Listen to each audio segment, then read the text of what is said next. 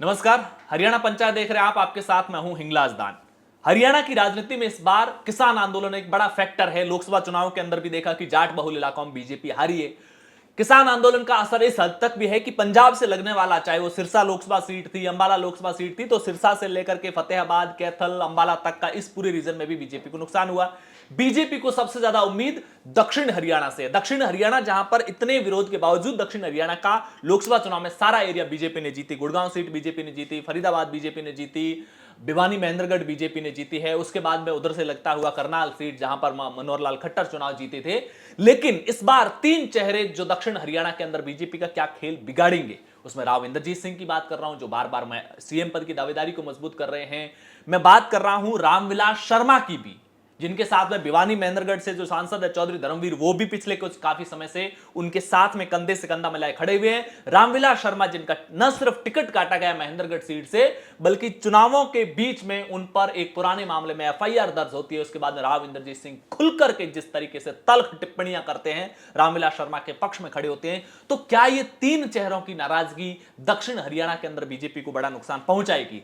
रामविलास शर्मा कितने कद्दावर नेता हैं, उसकी उनकी प्रोफाइल को कुछ यूं समझिए कि वो महेंद्रगढ़ से 5 बार के एमएलए हैं। और यही वजह है कि राव इंद्रजीत सिंह ने भी ये कहा कि हरियाणा में बीजेपी के पास ऐसे कितने नेता हैं जो लगातार 5 चुनाव किसी सीट से जीते हैं। 2014 में जब बीजेपी अपने दम पर पहली बार सत्ता में आई थी, तब हरियाणा बीजेपी के प्रदेश अध्यक्ष रामविलास शर्मा ही थे। एक तरह से प्रदेश अध्यक्ष जब पार्टी विपक्ष में होती है और विपक्ष में रहते हुए सत्ता से संघर्ष करके सत्ता में आती है, तो मोटा क्रेडिट प्रदेश अध्यक्ष के हिस्से भी जाता है। उसके बाद में जब मनोहर लाल खट्टर को मुख्यमंत्री बनाया गया था, तो रामविलास शर्मा को शिक्षा मंत्री बनाया गया था। 2019 के राव दान सिंह से वो चुनाव, 2019 के अंदर महेंद्रगढ़ विधानसभा से वो चुनाव हार गए थे। रामविलास शर्मा जो 1974 के दौर में जेपी आंदोलन से जुड़े रहे, आपातकाल के दौर में जेल में गए और बाद में कुरुक्षेत्र यूनिवर्सिटी से प्रोफेसर के पद से इस्तीफा देकर के वो आरएसएस में शामिल हुए थे, और उसके बाद से वो संघ और बीजेपी से लगातार जुड़े हुए हैं। रामविलास शर्मा का इस बार टिकट काटा है,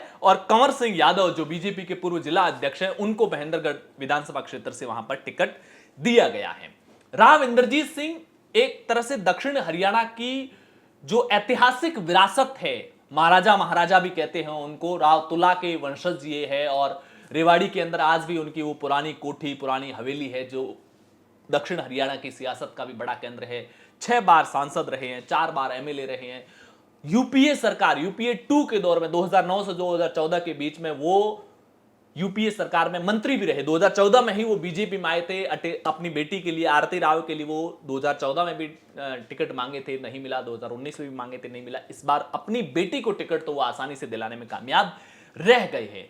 लेकिन टिकट की घोषणा महेंद्रगढ़ से होने से पहले रामविलास शर्मा के आवास पर पहुंचते हैं राव दान सिंह। उनके साथ में भिवानी महेंद्रगढ़ लोकसभा से सांसद चौधरी धर्मवीर भी होते हैं। वहां पर पे राव इंद्रजीत सिंह खुलकर यह बयान देते हैं कि आपको टिकट देना है या नहीं देना है, लेकिन किसी भी सीनियर लीडर का इस तरह से आप अपमान नहीं कर सकते। राव इंद्रजीत सिंह ने क्या कुछ कहा है, आखिर में आप वो भी सुन लीजिए, और उसको सुनकर के आप अपनी राय दीजिए कि क्या इस बार का ये जो 3 चेहरे हैं दक्षिण हरियाणा, जहां पर इस बार बीजेपी को सबसे ज्यादा मार्जिन लेने की जरूरत है, ताकि जो जाट बहुल इलाकों के अंदर, पंजाब से सटे इलाकों के अंदर अगर बीजेपी को नुकसान होता है हरियाणा के अंदर, तो उसकी भरपाई दक्षिण हरियाणा से कर सके।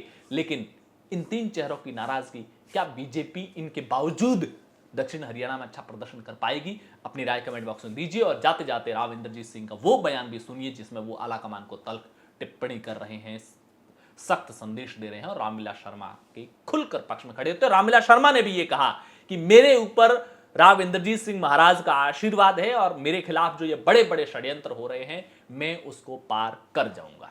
जब भारतीय जनता पार्टी की सभा के अंदर रामविलास शर्मा जी का नाम ले लिया जाता है, तो कम से कम हरियाणा के अंदर कितने ही बड़े और नेता हों,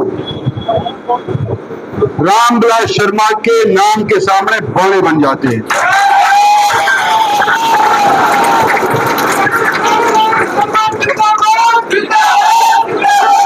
हाथी के पैर में सबका पैर।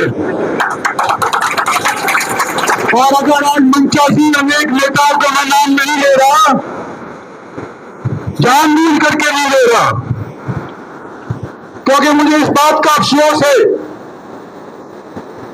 कि जिस व्यक्ति को, जब मैं कांग्रेस के अंदर भी था, उस टाइम भारतीय जनता पार्टी का झंडा लहराने वाला हरियाणा के अंदर केवल एक नाम था और उसका नाम रामविलास शर्मा था।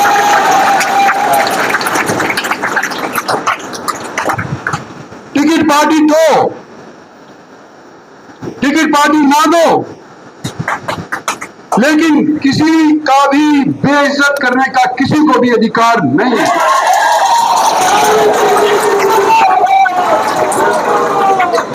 अगर केस दर्ज कराना था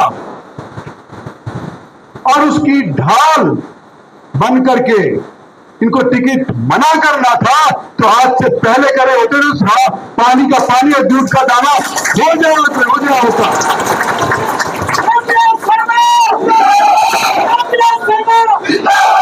लेकिन एन टाइम के ऊपर